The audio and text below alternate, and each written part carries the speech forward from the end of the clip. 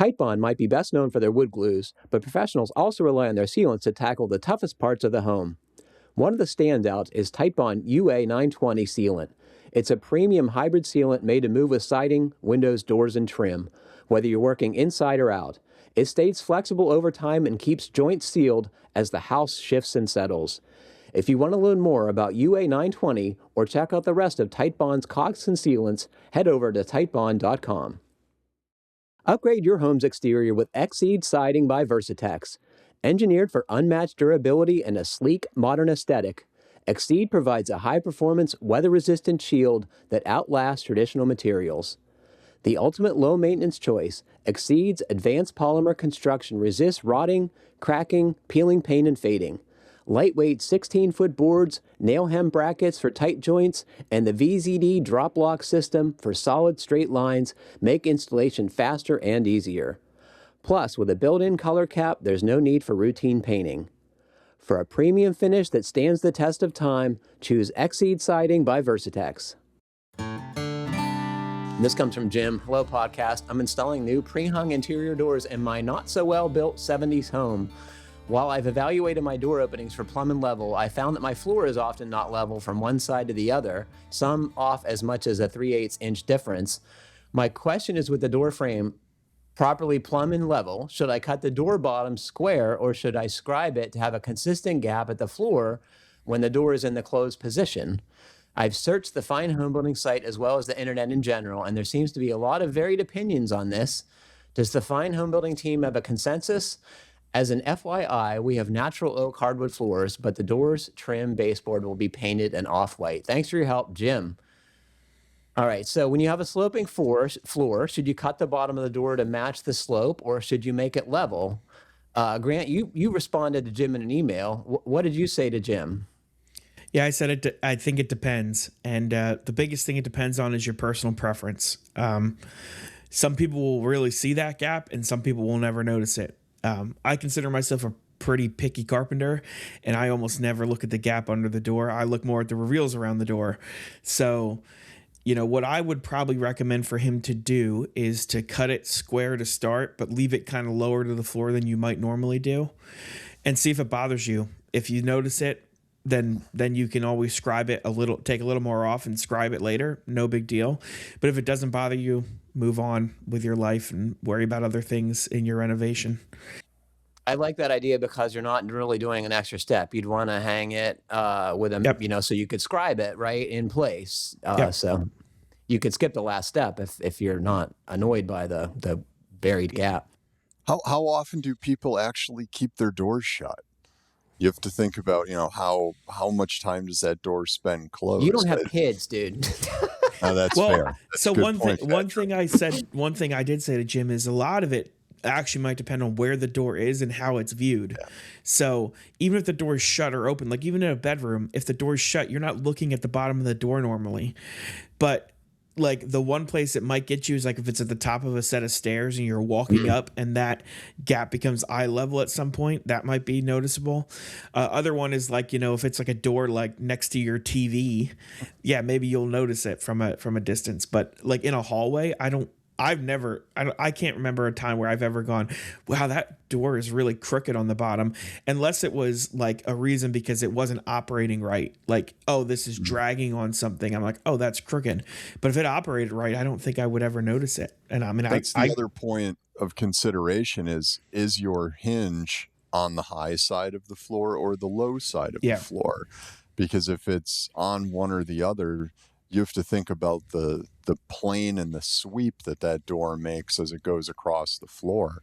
So you could try and cut it very neatly to the floor and then find out you can only open it halfway. It's going to drag on the hardwood, right? Yeah. So as a union-trained, carpenter, Ian, what does the union say to do this? Are there hard and fast rules for how to make this work? You never cut the bottom or top of a door. Because of fire? Well, you just don't cut them. So for one case, most of the commercial doors are fire doors, and you cannot alter a fire-rated door as a carpenter. So they beat that into you pretty good. But also, you want to think about how you're hanging it in relation to the space, and you want to make sure that you're hanging it in a way that operates. So you're ideally hanging it in a way that the door fits in the opening, and you shouldn't ever have to cut the top or bottom. That makes a lot of sense. What about clients? Grant was alluding to folks have different tolerance for, odd gaps, inconsistent gaps. Like how do you're working on old houses where often things are wacky. How do you prepare them for that? For me, that's usually an upfront conversation, like at the time of the project being signed on, or even in the the project development, budget development phase, is, hey, there's going to be potentially conditions in this house where we have to do things that aren't plumb, aren't level, aren't square. Ultimately, and there's definitely things in construction that this does not apply to, but finished carpentry is one it normally does, which is if it looks good, it is good, typically. So, it at the end, it has to look right. And a lot of times something has to be crooked to look right with the thing that's crooked next to it. I think you've got to look around and take in the rest of the work around you, especially in a remodeling scenario, and you want to try and match what that work looks like. It always catches my eye when I walk into an older home and there's like a perfectly set brand new kitchen, and just how out of place that looks in an older or even antique home. Yeah, especially when the floor, the toe kick on the floor is, scribes like 4 inches of difference from end to end. Yeah, it looks like a Hot Wheels track. Yeah. I had a guy one time, he took my level one night and showed me a picture like, this is unacceptable. I can't remember what it was. It was like a door. I can't remember. It was something stupid. And he's like, yeah, this isn't level. And I'm like, yeah, but like, did it look right? Like, well, yeah. I'm like, well, I was just checking your stuff. I'm like, oh, okay. So I'm like, well, I'll fix it if you want me to. So I fixed it. And then the next day he goes, well, that looks crooked now. I said, yeah, but it's level. So I'm like, what do you want? And then he paid me to make it back to crooked. Ian, how do you prepare clients for, imperfections, especially in an old house? Yeah, you have to have the conversation with them up front. And it's about looking at the rest of the house and talking about what your work is going to look like around the rest of the work that they have. It's communication, which is what is one of the most difficult parts of any construction professional's job. Most people just want to get the tools out and work, and the real job is communicating and setting those expectations. I was talking to a contractor friend recently, and part of his pre-qualifying process is to gauge people's tolerance for, perfection. People who say things like, even if it's not literally this, I demand perfection, they try and steer clear of, because he's like, our experience has taught us that we're not going to make those people happy. We're going to lose money trying to make them happy. And if they're not happy and I'm not happy, why do the project? And I think that's a very good point. Yeah. I always say, champagne dreams with beer budgets too. That's usually, these go hand in hand. Is you want a certain fit and finish on something, but that's fine if you're willing. In some cases, a high fit and finish is fine if you're willing to pay for it. Understand it could potentially take, and Ian can talk about this, but a lot of times, especially with some finished carpentry stuff, like, it's not hard to take something, from like 80% perfect to 90% perfect, or 90-95, but that last little bit to get it, like, you'll never get it. You'll chase that forever. Can take 2 to 3 times the amount of time the first 95% took. Yeah. Well, absolutely. I would argue that folks have different tolerances for what is perfect. So you brought up the point, Grant, that you hung the door to make it look correct, and then the guy puts a level on it and he's like, it's not level, I want it level. Okay, well, he didn't really want that. So I mean, this is the kind of scenario you might find yourself in, right? Yeah. I'd love to know how our listeners deal with this subject, because if you're doing remodeling work, you have to accommodate stuff oftentimes. Yep.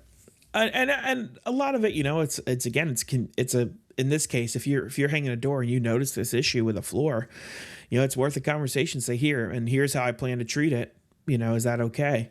But that can be a double-edged sword, because some clients, if you tell them, hey, this might be a little crooked, but I want to see if you notice it. Well, they're definitely going to notice it because you pointed it out to them.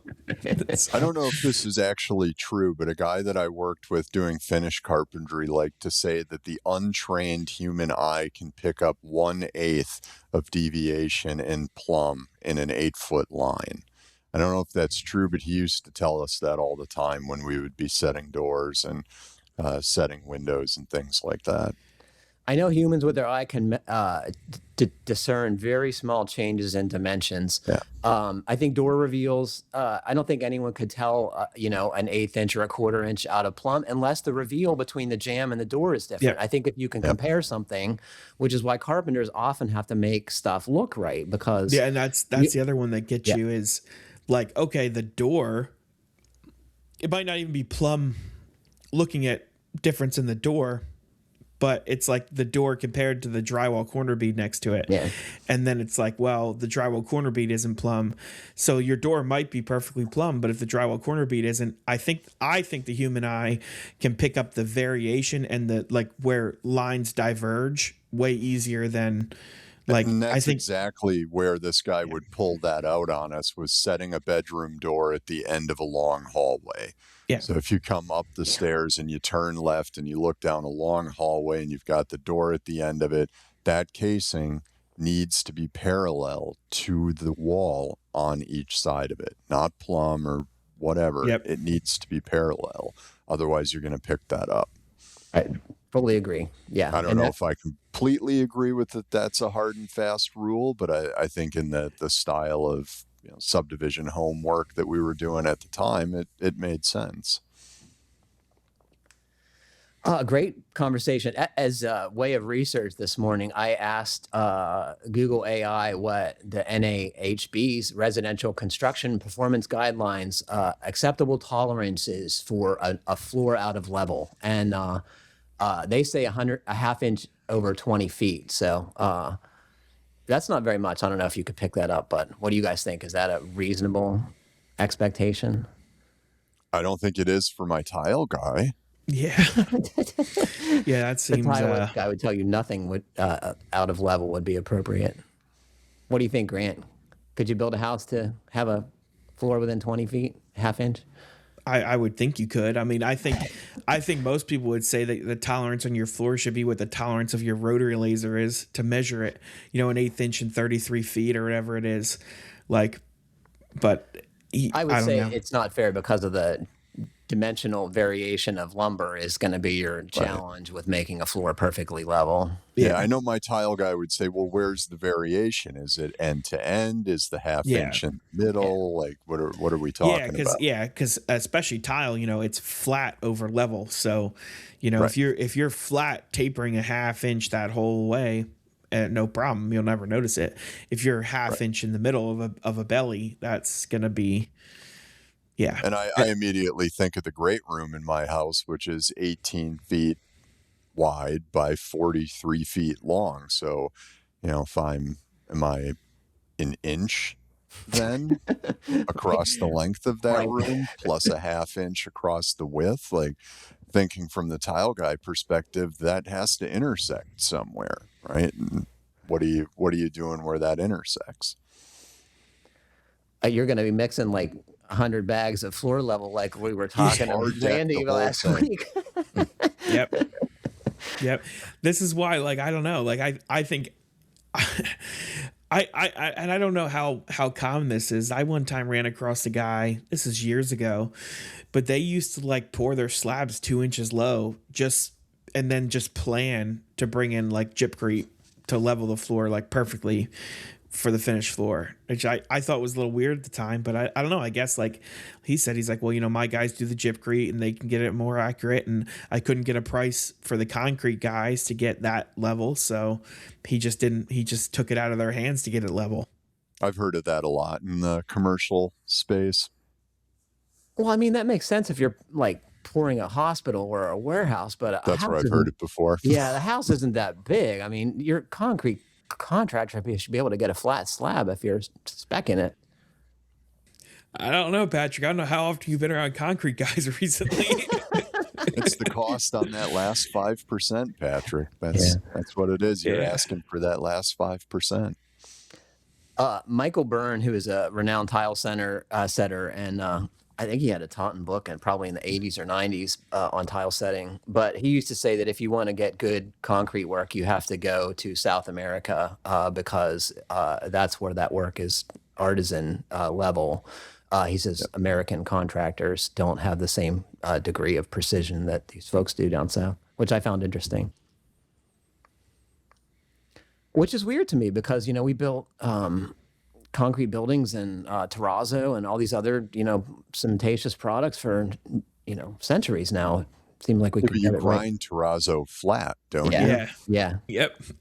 So you've taken the finishing end of it and made it a specialty trade. Yeah, that's true. I'll be honest. If I won the lottery, you know, a couple $1 billion tomorrow, I would put terrazzo floors in my house. Absolutely, that would be dope. I'm right behind you on that one, man. Too. Yeah. That might be the only thing we've all ever agreed on. I've never ever been around tradespeople more proud of their work than terrazzo guys. It's beautiful. Who could argue? Yeah. And like at least around here, you know, they're generally the terrazzo guys are actually mostly European guys, and they are like it's funny to watch them work. And Portuguese and Italian, I believe. Yeah, and they are the just two big ones. But like it is like art. Like the guy's like sitting there, he's like listening to the grinder. You know, he's like you know, he's one with the floor grinder. You know, he knows. Like people who are really skilled at something use a lot of senses that we don't think about to know how to do the work. And I'm guessing it's not even conscious sometimes, but you know, chefs can tell by the sizzle of a pan or terrazzo. Sarah can pick up a steak with tongs and squeeze it and know whether or not it's medium rare. Yeah. Pretty cool.